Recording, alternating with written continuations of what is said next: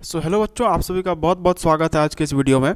और आज के इस वीडियो में हम हमारा जो स्टोरी का पोर्शन है उसका एक बहुत ही इंटरेस्टिंग सा चैप्टर वो करने जा रहे हैं, जिसका नाम है नेताजी का चश्मा। अब ये जो कहानी है, इसके नाम से ही आपको समझ में आता होगा कि इसका जो ताल्लुक है वो कहीं ना कहीं नेताजी से है। नेताजी बोले तो कौन? नेताजी मतलब नेताजी सुभाष चंद्र बोस, जो कि हमारे भारतवर्ष के सबसे महान, मेरी नज़रों में सबसे महान फ्रीडम फाइटर वही थे। देश को असली आज़ादी उन्होंने ही दिलवाई थी। तो नेताजी और उनका चश्मा, जो कि हम बहुत देखते हैं कि हम अगर कहीं पे भी नेताजी का कोई भी फोटो देखते हैं तो उनमें उनके साथ एक गोल्ड रंग का चश्मा उनके पास रहता ही है। तो ये जो कहानी है ये नेताजी और उन्हीं के चश्मे को लेकर के है। और ये कहानी बेसिकली एक डिस्क्रिप्टिव टाइप की कहानी है, जहाँ पे कोई दो तीन लोगों या फिर लोगों के बीच की बातें नहीं बताई जाती है, बल्कि एक पर्टिकुलर चीज़ के बारे में कहानी बताई जाती है। तो ये जो कहानी है ये एक नेताजी के मूर्ति के बारे में है। आप देखते होंगे कि आपके इलाके में भी, आपके शहर में भी किसी न किसी चौराहे पे, किसी न किसी नुक्कड़ पे, वहाँ पे ज़रूर किसी न किसी की मूर्ति होगी। बहुत जगहों पे इंदिरा गांधी का रहता है, तो कहीं कहीं भगत सिंह का रहता है, तो नेताजी का भी रहता है। तो ऐसे ही महान महान व्यक्तियों के वहाँ पे मूर्ति बने हुए रहते हैं। तो यहाँ पे भी ये जो कहानी है ये नेताजी की ही एक मूर्ति के बारे में है, और किस तरीके से उस मूर्ति का जो चश्मा था, उस चश्मे को लेकर ये कहानी है। ठीक है। अब ये जो कहानी है इसके मेनली, इसमें कोई मतलब वैसे अगर बोले तो कोई फॉर्मल कैरेक्टर इसका है नहीं कि ये इसका मेन कैरेक्टर हो, क्योंकि इसमें जो मेन चीज़ जिसके ऊपर में ये कहानी है वो हमारा एक पर्टिकुलर चीज़ है, जो कि नेताजी का मूर्ति है। फिर भी इसमें अगर सबसे ज़्यादा अगर पार्टिसिपेशन किन्हीं कैरेक्टर्स का है तो वो है हवलदार साहब, और फिर उसके बाद एक कैप्टन चश्मे वाला है जो कि चश्मा बेचा करता था, और एक पान वाला है। तो यही तीन वो कैरेक्टर्स हैं जिनके सबसे ज़्यादा रोल है। लेकिन जैसे हम कहते हैं कि जो मेन प्रोटैगोनिस्ट होता है किसी भी स्टोरी का, तो उस टाइप का इस स्टोरी में कुछ है नहीं, क्योंकि ये स्टोरी का जो मेन थीम है वो एक पर्टिकुलर चीज़ को लेकर के है। ओके। तो जैसा कि मैंने आपको थोड़ा बहुत इंट्रोडक्शन में बता ही दिया था कि ये जो चैप्टर है ये नेताजी के चश्मे को लेकर के है। तो आइए देखते हैं ये कैसे है। हवलदार साहब को हर 15वें दिन कंपनी के काम के सिलसिले में उस कस्बे से गुजरना पड़ता था। कस्बा बहुत बड़ा नहीं था जिसे पक्का मकान कहा जा सके वैसे कुछ ही मकान, और जिसे बाज़ार कहा जा सके वैसा एक ही बाज़ार था। कस्बे में एक लड़कों का स्कूल, एक लड़कियों का स्कूल, एक सीमेंट का छोटा सा कारखाना, 2 ओपन एयर सिनेमा घर और एक ठो नगर पालिका भी थी। नगर पालिका थी तो कुछ न कुछ करती भी रहती थी। कोई भी सड़क पक्की करवा दी, कभी कुछ पेशाब घर बनवा दिए, कभी कबूतरों की छतरी बनवा दी, तो कभी कभी सम्मेलन करवा दिया। इसी नगर पालिका के किसी उत्साही बोर्ड या प्रशासनिक अधिकारी ने एक बार शहर के मुख्य बाजार के मुख्य चौराहे पर नेताजी सुभाष चंद्र बोस की एक संगमरमर की प्रतिमा लगवा दी। यह कहानी उसी प्रतिमा के बारे में है, बल्कि उसके भी एक छोटे से हिस्से के बारे में है। ओके। तो हमारा जो कहानी है इसके पहले पैराग्राफ में ही हमें सबसे पहले हमारा जो स्टोरी का जो लोकेशन है उसके बारे में बताया जाता है, क्योंकि ये जो स्टोरी है ये किसी ऑब्जेक्ट को लेकर के है। तो जब भी कोई स्टोरी किसी ऑब्जेक्ट को लेकर के होता है तो वहाँ पे कोई ना कोई पर्टिकुलर लोकेशन उसके साथ हमेशा ही रिलेटेड रहता है। तो उसी तरीके से यहाँ पे भी जो हमारा नेताजी का मूर्ति है वो जहाँ पे लोकेटेड था उसी लोकेशन के बारे में हमें यहाँ पे बताया गया है। ठीक है। तो यहाँ पे ये कहा गया है कि हम हवलदार साहब नाम के एक व्यक्ति थे जिनका टाइटल हवलदार होगा, ऑफ कोर्स, क्योंकि हवलदार किसी का नाम नहीं होता है। यहाँ पे वेस्ट बंगाल में हवलदार एक टाइटल होता है। तो हालदार साहब थे जो कि हर 15वें दिन मतलब एवरी 15 डेज ही use to go across a colony, एक वो कस्बे से जाते थे। कस्बे का मतलब एक छोटा जगह, वहाँ पे वो कोई काम से जाते थे। तो वो जो कस्बा था वो बहुत बड़ा नहीं था और उसमें पक्के मकान बहुत कम थे और बाज़ार भी वैसा कुछ खास बाज़ार उसमें नहीं था। उसमें एक लड़कों के लिए स्कूल था, एक लड़कियों के लिए स्कूल था, एक सीमेंट का कारखाना मतलब जहाँ पे पत्थर ला करके उसे फोड़ करके सीमेंट बनाया जाता है, तो वैसा वहाँ पे कारखाना था, और 2 ओपन एयर सिनेमा घर। मतलब पहले क्या होता था कि सिनेमा घरों में ओपन एयर होता था, अभी ओपन एयर का मुझे ठीक से पता नहीं है, बस आप इतना समझ के रखिए कि वहाँ पे 2 सिनेमा हॉल्स थे और एक नगर पालिका थी। मतलब ये हमारे उस सोसाइटी के बारे में है कि वहाँ पे कुछ खास पक्के मकान नहीं थे, ज़्यादातर मकान जो थे वो कच्चे मकान थे। फिर एक ठीक ठाक सा बाज़ार था, एक लड़कों का स्कूल, एक लड़कियों का स्कूल, एक सीमेंट का कारखाना और एक सिनेमा घर और एक नगर पालिका थी। और जो नगर पालिका थी वह भी कभी न कभी कुछ ये काम करवा देती थी तो कभी कुछ ये काम करवा देती थी, जो कि नगर पालिका आमतौर पे करवाते ही रहती है। तो ये हमारे उस जगह का डिस्क्रिप्शन है कि वो जो जगह था उसका वहाँ पे क्या क्या फीचर्स थे वो हमें पहले पता चल गया है, और बाद में हमें ये बताया गया है कि वहाँ पे एक नगर पालिका थी जो कि वही नॉर्मल काम जो नगर पालिका का होता है, पेशाब घर बनवाना, सड़क पक्की करवाना, फिर कबूतरों की छतरी बनवाना, मतलब जो कबूतर रहते हैं उनके लिए कुछ घर बनवा देना, तो ये सब काम वो करती रहती थी। अब इसी नगर पालिका का एक आदमी था, मतलब एक अधिकारी था जो कि उसमें काम करता था। तो उसने शहर के मुख्य चौराहे पे, मतलब जहाँ पे जैसे हम लोग कहते हैं ना कि हर एक शहर का कहीं ना कहीं उसका एक मेन जगह होता है जो कि उसका सेंट्रल पॉइंट होता है, तो उसी सेंट्रल पॉइंट पे एक नेताजी की मूर्ति लगवाई गई थी। एक अथॉरिटी ने जो कि नगर पालिका में काम करता था उसने नेताजी की एक मूर्ति लगवा दी थी शहर के मेन कोने में। तो ये जो कहानी है ये उसी के बारे में है। तो पूरी बात तो अब पता नहीं, लेकिन लगता है कि देश के अच्छे मूर्तिकारों की जानकारी नहीं होने और अच्छी मूर्ति की लागत अनुमान और उपलब्ध बजट से कहीं बहुत ज़्यादा होने के कारण काफ़ी समय उहापोह और चिट्ठी पत्री में बर्बाद हुआ होगा, और बोर्ड की शासना विधि समाप्त होने की घड़ियों में किसी स्थानीय कलाकार को ही अवसर देने का निर्णय किया गया होगा, और अंत में कस्बे के इकलौते हाई स्कूल के इकलौते ड्राइंग मास्टर मान लीजिए मोतीलाल जी को ही यह काम सौंप दिया गया होगा, जो महीने भर में मूर्ति बनाकर पटक देने का विश्वास दिला रहे थे। अब वो जो मूर्ति थी उसे देखकर ये पता चल रहा था कि यह जो मूर्ति थी वो किसी अनाड़ी आदमी ने बनाई हुई है।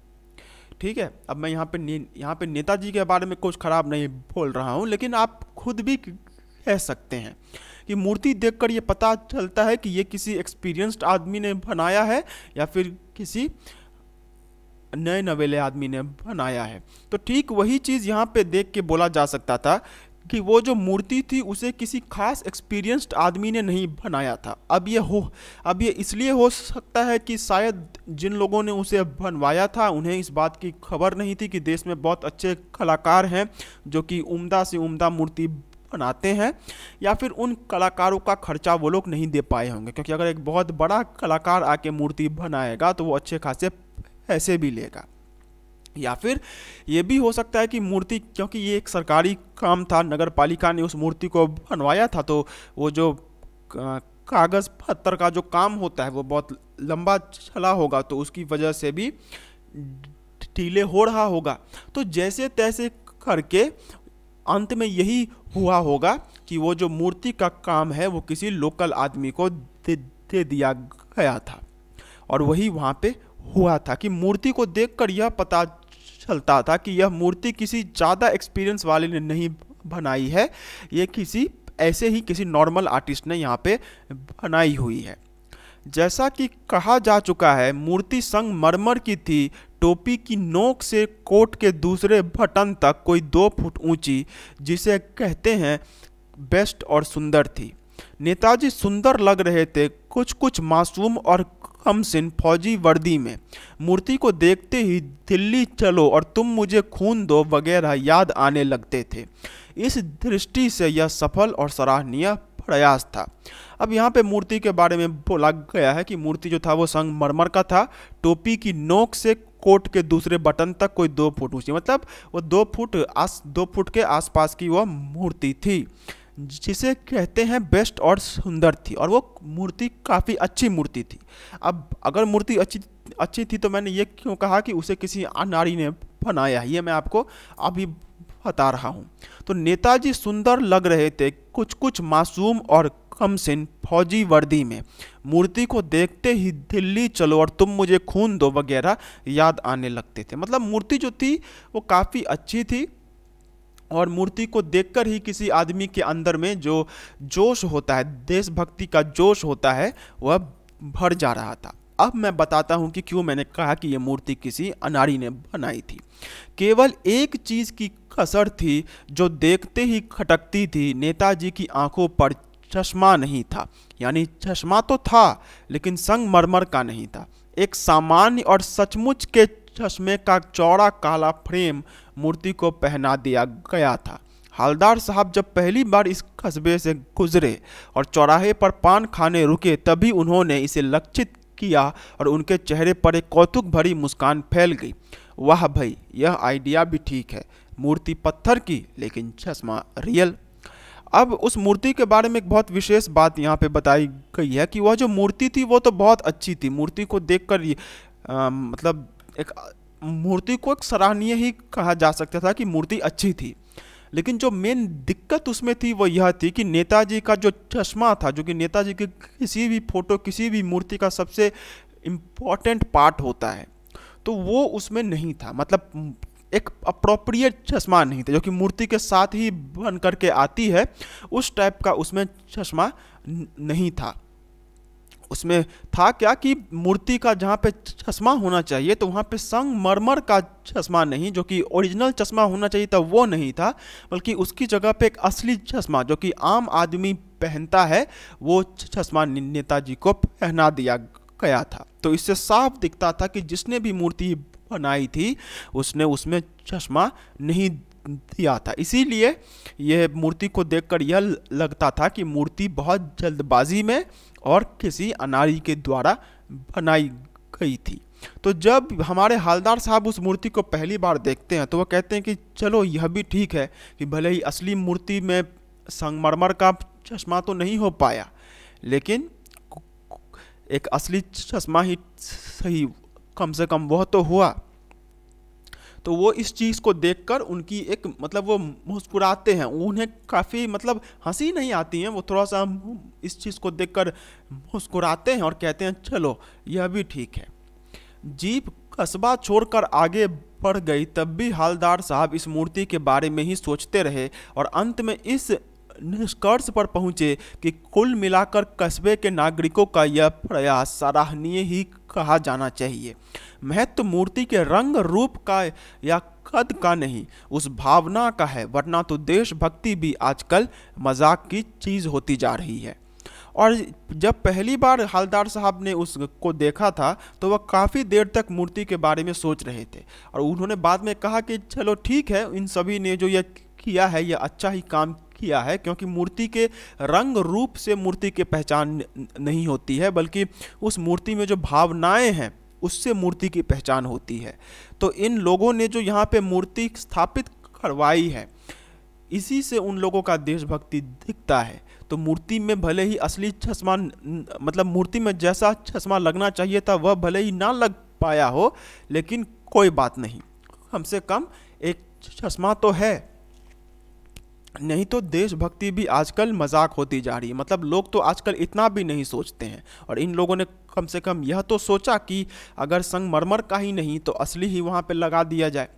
दूसरी बार जब हवलदार साहब उधर से गुजरे तो उन्हें मूर्ति में कुछ अंतर दिखाई दिया। ध्यान से देखा तो पाया कि चश्मा दूसरा है।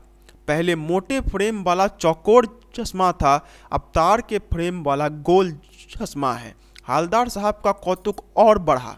वाह भाई, क्या आइडिया है। मूर्ति कपड़े नहीं बदल सकती, लेकिन चश्मा तो बदल सकती है। और जब दूसरी बार हवलदार साहब उसी कस्बे से गुजरे तो उन्होंने वहाँ पे देखा कि कोई दूसरा चश्मा था। पहले एक मोटा चौकोर फ्रेम, मतलब रेक्टेंगुलर फ्रेम का उसमें चश्मा लगा हुआ था, लेकिन अब एक गोल चश्मा, जो कि नेताजी की का मूर्ति का सबसे कॉमन देखने जाने वाला होता है, तो वही वाला उसमें था। अब ये देखकर वो थोड़े से मतलब चौंक गए कि ये क्या हो गया, मूर्ति का चश्मा बदल गया। लेकिन वो एक मुस्कुराहट के साथ भी कहते हैं कि चलो यह भी ठीक है, भले ही मूर्ति कपड़ा तो नहीं बदल सकती है, लेकिन अपना चश्मा तो बदल ही सकती है। तीसरी बार फिर नया चश्मा था, और जब वो तीसरी बार आए तो वहाँ पे फिर से एक अलग चश्मा था। हवलदार साहब को आदत पड़ गई हर बार कस्बे से गुजरते समय चौराहे पर रुकना, पान खाना और मूर्ति को ध्यान से देखना। एक बार जब कौतूहल दुर्दमनीय हो उठा तो पान वाले से ही पूछ लिया, क्यों भाई, क्या बात है, यह तुम्हारे नेताजी का चश्मा हर बार बदल कैसे जाता है। अब हवलदार साहब को आदत पड़ गई थी कि जब भी वह उस कस्बे से गुजरते थे, मतलब वो जहाँ पे जाते थे उस रास्ते में वह कस्बा, वो जो जगह था वो पड़ता था। तो जब भी हवलदार साहब वहाँ से गुजरते थे तो अब उनकी एक आदत बन गई थी कि वह वहाँ पे रुक के पान जरूर खाते थे, और हर समय वो देखते थे कि जो नेताजी का चश्मा था वह बदल जाता था। तो एक बार जब उनका कौतूहल उनसे जब कंट्रोल नहीं किया गया हुआ, तो उन्होंने वहाँ पे जो पान वाला था उससे पूछ ही लिया कि यह जो चश्मा है वो हर समय बदल कैसे जाता है, कि मैं हर समय आता हूँ और हर समय मुझे एक नया चश्मा ही दिखाई देता है। पान वाले की खुद के मुंह में पान ठूसा हुआ था। वह एक काला, मोटा और खुशमिजाज आदमी था। हवलदार साहब का प्रश्न सुनकर वह आंखों ही आंखों में हंसा। उसकी तोन थिरकी। पीछे घूमकर उसने दुकान के नीचे पान थूका और अपनी लाल बत्ती सी दिखाकर बोला कि कैप्टन चश्मे वाला करता है। अब वो जो पान वाला था उससे जब ये सवाल पूछा गया था तो वहाँ पे उसने मुंह में पान ठूस कर रखा था। तो वो जो गांव घर में पान वाले होते हैं, जो कि मोटे से पान वाले होते हैं, पान दुकान पे आराम से बैठकर हमेशा पान लगाते रहते हैं, तो उस टाइप का वहाँ पे वो पान वाला था। तो वो इस बात को सुनकर थोड़ा मुस्कुरा गया कि यह मतलब उनको जब हवलदार साहब ने पूछा कि यह कैसे होता है, तो वो थोड़ा सा मुस्कुरा कर वह बोलता है। फिर वह नीचे में पान थूकता है और बोलता है कि कैप्टन चश्मे वाला इन्हें बदल देता है। क्या करता है, हवलदार साहब कुछ समझ नहीं पाया। हवलदार साहब को समझ में नहीं आया कि यह कैप्टन चश्मे वाला क्या करता है। यहाँ पे चश्मा चेंज कर देता है, पान वाले ने समझाया। क्या मतलब, क्यों चेंज कर देता है, हवलदार साहब अब भी नहीं समझ पाए। और वो पान वाला उन्हें समझाने की तो बहुत कोशिश कर रहा था कि ये जो कैप्टन चश्मे वाला है यही नेताजी के चश्मों को बदल देता है, लेकिन उनको कुछ समझ में नहीं आ रहा था। तो कोई खिराक आ गया समझो, उसको चौड़े चौखट चाहिए तो कैप्टन किधर से लाएगा। तो उसको मूर्ति वाला दे दिया, उधर दूसरा बिठा दिया। तो अब वह उसे मेन बात बता देता है कि ये जो कैप्टन चश्मे वाला था ये बेसिकली चश्मा बेचा करता था। तो कभी कभार ऐसा हो जाता था कि जो चश्मा नेताजी के आंखों पे है वैसा ही चश्मा किसी को चाहिए होता था। तो उस समय में वो क्या करता था कि उस नेताजी के आंखों पर से चश्मे को हटाकर वह जो चश्मा है वो उसे दे देता था और उस चश्मे की जगह पे कोई दूसरा चश्मा डाल देता था। अब हवलदार साहब को बात कुछ कुछ समझ में आई। एक चश्मे वाला है जिसका नाम कैप्टन है, उसे नेताजी की बगैर चश्मे वाली मूर्ति बुरी लगती है, बल्कि आहत करती है, मानो चश्मे के बगैर नेताजी को असुविधा हो रही हो। इसलिए वह अपनी छोटी सी दुकान में उपलब्ध गिने चुने फ्रेमों में से एक नेताजी की मूर्ति पर फिट कर देता है। लेकिन जब कोई ग्राहक आता है और उसे वैसे ही फ्रेम की दरकार होती है जैसी मूर्ति पर लगा है, तो कैप्टन चश्मे वाला मूर्ति पर लगा फ्रेम संभवतः नेताजी से क्षमा मांगते हुए लाकर ग्राहक को दे देता है और बाद में नेताजी को दूसरा फ्रेम लौटा देता है। वाह भाई, खूब, क्या आइडिया है। और अब उनको बात समझ में आ गई थी कि वो जो कैप्टन था वह बेसिकली चश्मा बेचता था, और जब भी उसके कस्टमर को वही चश्मा चाहिए होता था जो कि नेताजी ने पहना हुआ था, तो क्योंकि वह गरीब था तो वह क्या करता था कि वही चश्मा ले जाकर उसे दे देता था और नेताजी के आंखों पर कोई दूसरा चश्मा लगा देता था। लेकिन भाई एक बात अब भी समझ में नहीं आई। हवलदार साहब ने पान वाले से फिर पूछा, नेताजी का ओरिजिनल चश्मा कहाँ गया? पान वाला दूसरा पान मुंह में ठूंस चुका था। दोपहर का समय था, दुकान पर भीड़ अधिक नहीं थी। वह फिर आंखों ही आंखों में हंसा, उसकी तोंद थिरकी, कत्थे की डंडी फेंक पीछे मुड़कर उसने नीचे पीक थूकी और मुस्कुराता हुआ बोला, मास्टर बनाना भूल गया। अब हवलदार साहब यह तो समझ गए यहाँ पे कि वह चश्मों को बदल देता था, लेकिन अब उन्हें इस बात को जानना था कि इनका जो ओरिजिनल चश्मा था वह चश्मा कहाँ गया। तो इस पर जब वो उस पान वाले से पूछते हैं तो पान वाला फिर मुस्कुराता है, क्योंकि बहुत लोग बहुत खुशमिजाज होते हैं, तो उनसे कोई भी छोटा छोटा अगर आप सवाल पूछेंगे तो वो हंसकर ही उसका जवाब देते हैं। तो इस पर भी जो पान वाला है वो थोड़ा सा हंस करके जवाब दे करके बोलता है, मास्टर बनाना भूल गया। अब वो मेन बात बोल देता है। पान वाले के लिए यह एक मज़ेदार बात थी, लेकिन हवलदार साहब के लिए चकित और द्रवित करने वाली। यानी वह ठीक ही सोच रहे थे। मूर्ति के नीचे लिखा मूर्तिकार मास्टर मोतीलाल वाकई कस्बे का अध्यापक था। बेचारे ने महीने भर में मूर्ति बनाकर पटक देने का वादा कर दिया होगा, बना भी ली होगी, लेकिन पत्थर में पारदर्शी चश्मा कैसे बनाया जाए कांच वाला यह तय नहीं कर पाया होगा, या कोशिश की होगी और असफल रहा होगा, या बनाते बनाते कुछ और बारीकी के चक्कर में चश्मा टूट गया होगा, या पत्थर का चश्मा अलग से बनाकर फिट किया होगा और वह निकल गया होगा। उफ। और अब उन्हें अपनी बात सच लग रही थी कि मतलब जब पान वाला उनसे कहता है कि मास्टर बनाना भूल गया, तो वह जो सोच रहे थे कि यह काम जो है वो किसी गली के मास्टर का है, मतलब जो ड्राइंग टीचर होता है उसी ने ऐसा कुछ किया हुआ है। तो वह बाद में उनका जो शक था वह एकदम यकीन में बदल जाता है। उन्हें अब यकीन हो जाता है कि वह जो सोच रहे थे कि ऐसा काम यहाँ के कोई मास्टर कर सकता है, तो वैसा सचमुच हुआ है। यह जो मूर्ति है यह इसका मूर्तिकार मास्टर मोतीलाल है, और उसी ने इस मूर्ति को बनाई है। और उसने यह तो बोल दिया होगा कि 1 महीने में मैं मूर्ति बनाकर दे दूंगा, और मूर्ति तो बना भी ली होगी, लेकिन उसमें चश्मा नहीं बना पाया होगा, या फिर चश्मा बनाने की कोशिश तो की होगी, लेकिन उसमें वो असफल रह गया होगा, या फिर चश्मा बनाते बनाते हो सकता है कि चश्मा टूट गया हो। तो जो भी हुआ होगा, तो वहाँ पे चश्मा था नहीं। मतलब यह उनकी अलग अलग कल्पनाएं थी, और आपको इस पे क्वेश्चन पूछा जा सकता है कि नेताजी के आंखों पर चश्मा ना होने के कौन कौन से कारण थे। तो यहाँ पे ये हो सकता है कि 1 महीने में, मतलब उसके पास इतना कम समय था कि उस महीने में वो चश्मा बना ही नहीं पाया होगा, या फिर उसने मूर्ति बना ली होगी लेकिन वह चश्मा कैसे बनाए यह उसे समझ में नहीं आया होगा, या फिर वह चश्मा उसने बनाया भी होगा लेकिन वह टूट गया होगा, या पत्थर का चश्मा अलग से बनाकर फिट किया होगा और वह निकल गया हो, या फिर हो ही सकता है कि उसने चश्मा बना के भी दे दिया हो, लेकिन फिर भी वह चश्मा वहाँ से गिर गया होगा। तो ये अलग अलग रीजंस थे जो कि हवलदार साहब सोच रहे थे। हवलदार साहब को यह सब कुछ बड़ा विचित्र और कौतुक भरा लग रहा था। इन्हीं ख्यालों में खोए खोए पान के पैसे चुकाकर चश्मे वाले की देशभक्ति के समझ नतमस्तक होते हुए जीप की तरफ चले, फिर रुके, पीछे मुड़े और पान वाले के पास जाकर पूछा, क्या कैप्टन चश्मे वाला नेताजी का साथी है या आज़ाद हिंद फौज का भूतपूर्व सिपाही?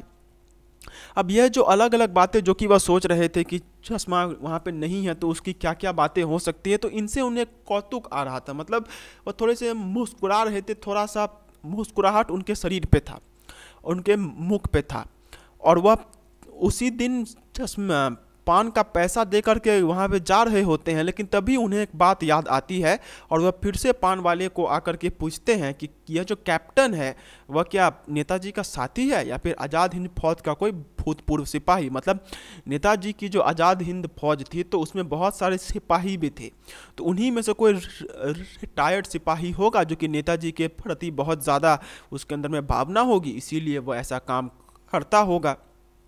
या फिर हो सकता है कि वह किसी भी तरीके से नेताजी का कोई साथी रहा हो, मतलब कुछ भी ऐसा जो कि उसे नेताजी के साथ जोड़ती है जिसके कारण वह ऐसा काम कर रहा था। यह सभी हवलदार साहब की कल्पनाएं थी। पान वाला नया पान खा रहा था। पान पकड़े अपने हाथ को मुंह से 1.5 इंच दूर रोककर उसने हवलदार साहब को ध्यान से देखा, फिर अपनी लाल काली बत्तीसी दिखाई और मुस्कुराकर बोला, नहीं साहब, वह लंगड़ा क्या जाएगा फौज में, पागल है पागल, वो देखो वो आ रहा है, आप उसी से बात कर लो, फोटो वोटो छपवा दो उसकी कहीं। और जब वो इस बात को पूछते तो फिर से पान वाला मुस्कुराकर जवाब देता है और पान वाले को देखते हैं कि वो बहुत पान खाए जा रहा है, क्योंकि लोगों को आदत लग जाती है पान की। तो वह उस दिन का तीसरा पान भी वह खा रहा था और उसी पे वह पान वाले से मतलब वो पान वाला फिर से उनसे कहता है कि नहीं साहब, वो तो लंगड़ा है, वो कहाँ से जाएगा फौज में, देखो वो तो पागल है, वो आ रहा है, आप जाओ बात कर लो उससे, फोटो वोटो छपवा दो उसकी कहीं। अब यहाँ पे हमें हमारे जो कैप्टन चश्मा वाला है उसके बारे में पता चलता है। हवलदार साहब को पान वाले द्वारा एक देशभक्त का इस तरह मजाक उड़ाया जाना अच्छा नहीं लगा।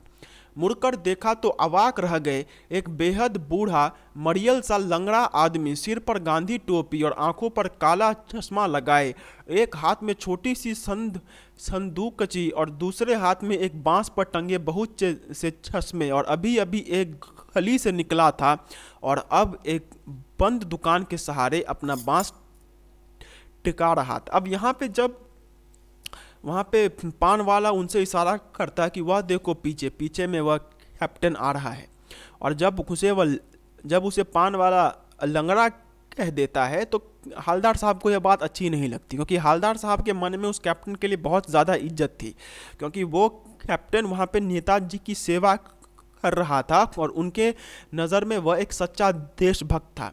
लेकिन एक देशभक्त का इस तरीके से मजाक उड़ाए जाना यह उनको अच्छा नहीं लगा। तो उसी पर वो थोड़ा सा दुखी हो जाते हैं जब उसे वह पान वाला लंगड़ा कह देता है। लेकिन जब वो पीछे मुड़कर देखते हैं तो उन्हें यह पता चलता है कि एक बूढ़ा मरियल सा लंगड़ा आदमी, माथे पे उसकी गांधी टोपी थी और आंखों पर एक काला चश्मा लगाए, एक हाथ में छोटी सी संदूकची मतलब एक संदूक, छोटा सा बक्सा, और दूसरे हाथ में एक बांस पर बहुत सारा चश्मा। ये पहले गांव घर में होता था कि जो भी सामान बिकता था तो एक बांस का एक फ्रेम होता था और उस पर बहुत सारे चश्मे होते थे।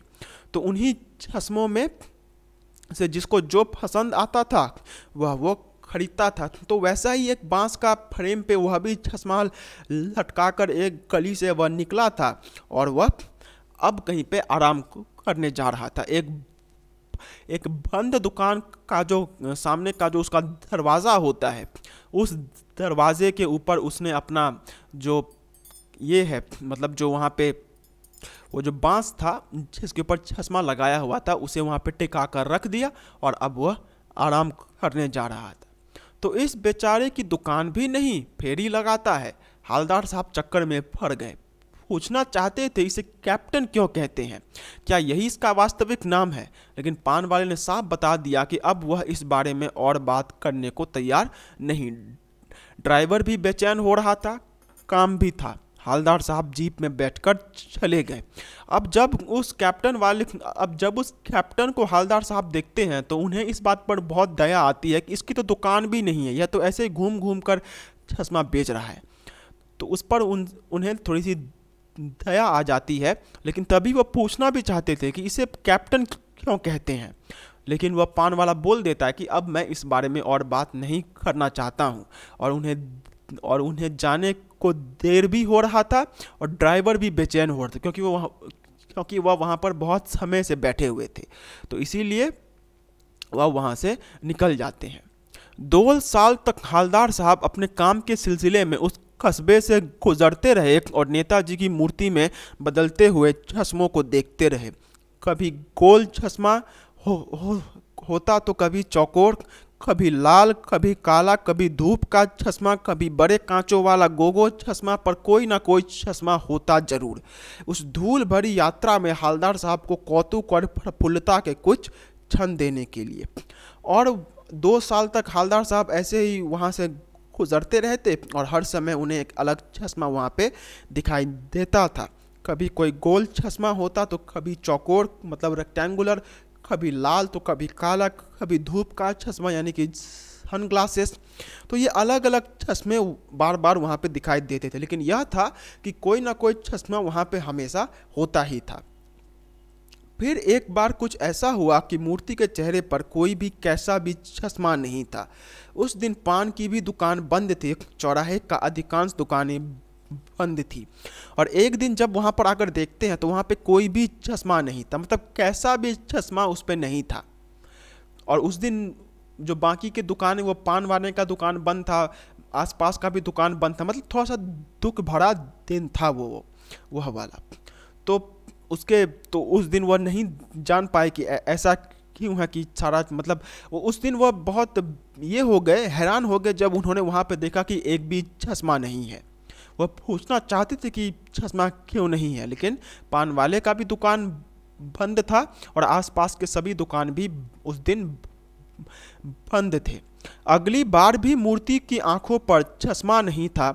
हवलदार साहब ने पान खाया और धीरे से पान वाले से पूछा, क्यों भाई, क्या बात है, आज तुम्हारे नेताजी की आंखों पर चश्मा नहीं है? अब जब वो अगली बार आते हैं, पिछली बार तो सारी दुकानें भी बंद थी तो वह पान भी नहीं खा पाए थे। जब वो अगली बार आते हैं तो उन्हें वहाँ पे चश्मा नहीं दिखाई देता है, तो वह पान वाले से पूछते हैं कि आज तुम्हारे नेताजी की आंखों पर चश्मा नहीं है? पान वाला उदास हो गया। उसने पीछे मुड़कर मुंह का पान नीचे थूका और सिर झुकाकर अपनी धोती के सिर से आंखें पोंछता हुआ बोला, साहब, कैप्टन मर गया। और अब पान वाला भी उदास हो जाता है, क्योंकि जो बहुत जल्दी हंसता है वो बहुत जल्दी मतलब वह उदास भी हो जाता है। तो जब वह उसे उदास होकर वह बोलता है हवलदार साहब को कि कैप्टन जो था वह मर गया।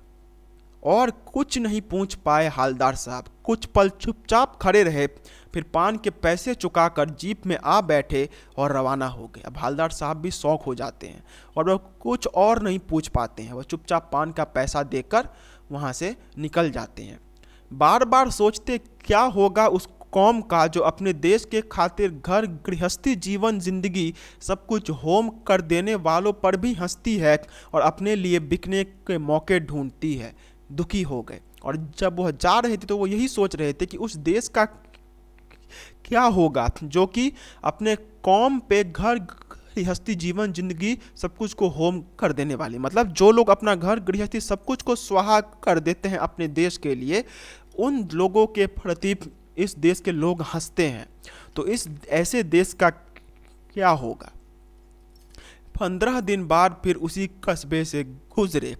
कस्बे में घुसने से पहले ही ख्याल आया कि कस्बे के हृदय स्थली में सुभाष की प्रतिमा अवश्य ही प्रतिष्ठापित होगी, लेकिन सुभाष की आंखों पर चश्मा नहीं होगा क्योंकि मास्टर बनाना भूल गया और कैप्टन मर गया। आज वहाँ रुकेंगे नहीं, पान भी नहीं खाएंगे, मूर्ति की तरफ देखेंगे भी नहीं, सीधे निकल जाएंगे।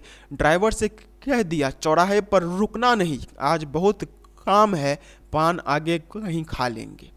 और अगली बार जब वो वहाँ से गुजर रहे थे तो वह बहुत ज़्यादा दुखी थे और वह यही सोच रहे थे कि अब मूर्ति तो वहीं पे होगा, लेकिन मूर्ति की आंखों पर चश्मा नहीं होगा, क्योंकि एक तो उसे बनाने वाला भूल गया और जो उस पर लगा भी देता था वह भी मर गया। तो यही सोचकर वो काफ़ी इमोशनल रहते हैं और वो अपने ड्राइवर को बोलते हैं कि तुम वहाँ पे रुकना मत। लेकिन आदत से मजबूर आंखें चौराहे आते ही मूर्ति की तरफ उठ गई। कुछ ऐसा देखा कि चीखे, रोको, जीप स्पीड में थी, ड्राइवर ने जोर से ब्रेक मारी, रास्ता चलते लोग देखने लगे। जीप रुकते न रुकते हालदार साहब जीप से कूदकर तेज कदमों से मूर्ति की तरफ लपके और उसके ठीक सामने जाकर अटेंशन में खड़े हो गए। और वो तो चाहते थे कि वो उस तरफ ना देखे, लेकिन आदत से मजबूर थे। तो जब वह चौराहा आ जाता है तो कहीं ना कहीं वहाँ पे उनकी नज़र पहुंच जाती है, लेकिन जैसे ही उनकी नज़र उस तरफ जाती है तो वो कुछ ऐसा देखते हैं कि वो एकदम शॉक्ड हो जाते हैं। और वो ड्राइवर को बोलते हैं रुको, और गाड़ी तो क्योंकि बहुत स्पीड में थी तो वह एकदम से जब रुकती है तो आसपास के लोग भी देखने लग जाते हैं। तभी हालदार साहब बहुत स्पीड में बाहर निकलते हैं और मूर्ति की तरफ जाकर अटेंशन में खड़े हो जाते हैं। मतलब नेताजी एक काफ़ी नेताजी बहुत डिसिप्लिन्ड थे, तो उनके सामने में लोग भी डिसिप्लिन में ही रहते थे। तो वो वहाँ पर जाकर नेताजी के सम्मान में अटेंशन में खड़े हो जाते हैं। आपको पता होगा कि अटेंशन क्या होता है। मूर्ति के आंखों पर सरकंडे से बना हुआ छोटा सा चश्मा रखा हुआ था, जैसे बच्चे बना लेते हैं। हालदार साहब भावुक हैं, इतनी सी बात पर उनकी आंखें भर आई। और वह अंतिम बार मतलब जब वह उस टाइम पे जाके उन्होंने देखा तो सरपत नाम के एक पौधे मतलब एक कांच से बना हुआ चश्मा उस पे था, पेड़ पौधों से बनाया हुआ चश्मा वहाँ पे था। मतलब वह जो सोच रहे थे कि उस पर चश्मा नहीं होगा, वैसा नहीं था। अंतिम बार उन्होंने उस पर चश्मा नहीं देखा था तो वह यही सोच रहे थे कि इस बार भी चश्मा नहीं होगा। लेकिन जब वो वहाँ से गुजरे तो उन्होंने वहाँ पे यह देखा कि चश्मा वहाँ पे था। भले ही पेड़ पौधों से ही बना हुआ चश्मा था, लेकिन चश्मा वहाँ पे था। और इसी बात को देखकर वह काफ़ी भावुक हो जाते हैं कि इस यहाँ के लोगों के बीच में कितना अभी भी देश प्रेम है कि कुछ नहीं तो एक पेड़ पौधे से बना हुआ चश्मा ही नेताजी के सम्मान में वहाँ पे तो लगाया हुआ है। ठीक है, तो यही एक नेताजी का चश्मा के बारे में नेताजी का एक स्टोरी था, जो कि मेरी फेवरेट स्टोरीज में से एक थी जब मैं क्लास 9-10 में था। सो यही थी हमारी आज की स्टोरी। मिलते हैं एक अगले वीडियो में एक अगले स्टोरी के साथ। तब तक के लिए do take very good care of yourselves. Have a very nice day. Take care of yourselves. Bye bye. जय हिंद।